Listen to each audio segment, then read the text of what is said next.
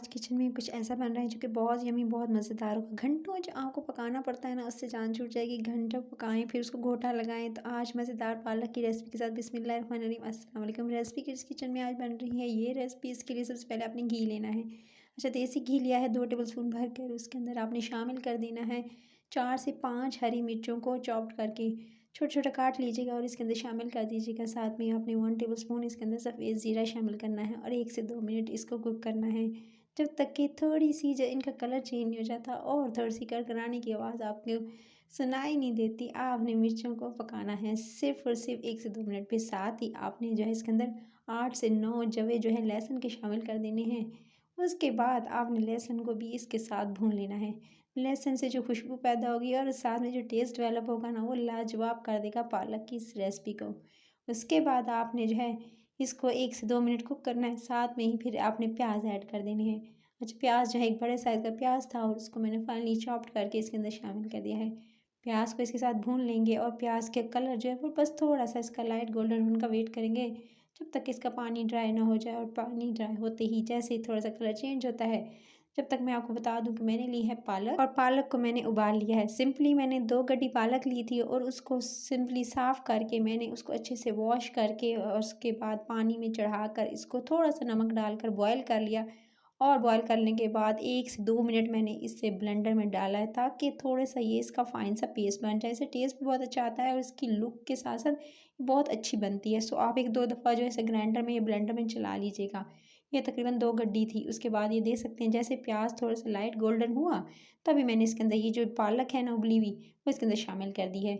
बस याद रहे जो पालक है ना, उसको 5 से 6 दफ़ा अच्छे से जो धोकर उसके बाद शामिल कीजिएगा, क्योंकि इसके अंदर बहुत ज़्यादा गर्द जो होती है ना, वो बस फिर उसके बाद निकल जाएगी। और उसको स्ट्रेनर में जाकर स्ट्रेन कीजिएगा और उसके बाद आप इसे बॉयल कर लीजिएगा। इसके अंदर कुछ ऐड करने की ज़रूरत नहीं है। इसके अंदर ऑलरेडी ये थोड़ी सॉल्टी होती है, सो नमक का इस्तेमाल थोड़ा कम ही रखिएगा तो ज़्यादा बेहतर है।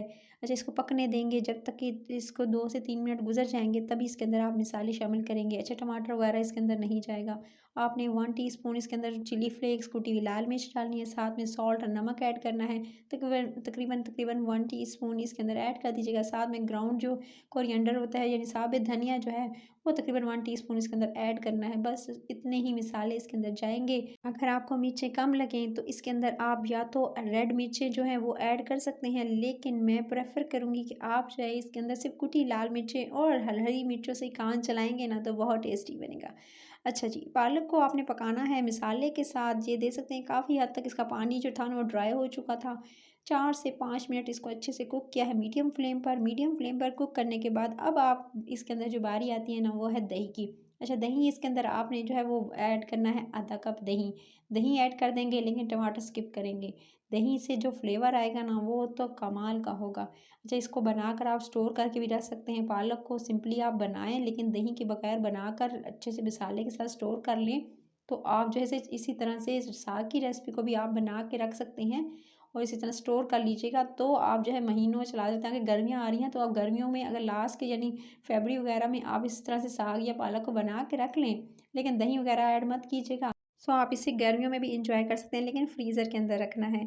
याद रहे कि दही या टमाटर नहीं डालना है इसमें। फिर उसके बाद आपने इसको अच्छे से पकने देना है जब तक कि दही का पानी ड्राई नहीं हो जाता। फिर आपने एंड में इसके अंदर शामिल करना है मक्खन को। अच्छा, मक्खन इसके अंदर अपने हिसाब से जितना डालना चाहते हैं डाल दीजिएगा लास्ट में और इसको 1 से 2 मिनट कुक कीजिएगा। पानी देख सकते हैं बिल्कुल ड्राई हो चुका था पालक का और मज़ेदार सी खुशबू हर तरफ फैल रही है। तो जब रेडी हो जाए इस तरह से मज़ेदार सी पालक, तो बस आपने इसको निकालना है और इसको जी अब आप क्या कर सकते हैं, चूल्हा बंद करिएगा।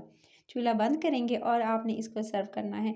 मज़ेदार से प्लेटर के अंदर लीजिए, मज़ेदार से ये रेसिपी रेडी है। इससे बगैर आप जो घंटों जो है वो खड़े हुए इंस्टेंट बन जाने वाली और बिल्कुल टेस्टी मज़ेदार खमीरी रोटी के साथ, इसे चपाती के साथ, इसे पराठे के साथ और साथ में आप इसे ऐड कर सकते हैं इसके साथ मकई की रोटी।